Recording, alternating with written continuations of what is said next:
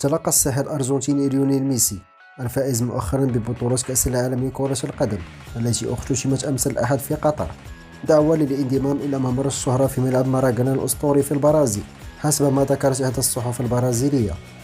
ووفقا للصحيفة من المقرر أن يرسل مسؤولو الملعب الشهير دعوة رسمية للاتحاد الأرجنتيني لكرة القدم في وقت لاحق. ممر الشهرة في ماراكانا هو منطقة مخصصة لتخليد لاعبي كرة القدم العظماء، حيث توجه الدعوة إليهم لوضع أقدامهم أو أيديهم في حالة حراس المرمى في قالب من الجبس على أن يتم عرضه بعد ذلك في الملعب. وكان عدد من أساطير كرة القدم البرازيلية مثل بيلي ورونالدو وضعوا بصمتهم في ممر الشهرة ضمن مجموعة كبيرة من عمالقة الساحرة المستديرة. ويعد ميسي هو اللاعب الأجنبي الثامن الذي توجه له الدعوة للانضمام إلى المجموعة، وفي حال قبول ميسي الدعوة فسيكون أول لاعب أرجنتيني يتم تكريمه في أعظم ملاعب البرازيل والعالم.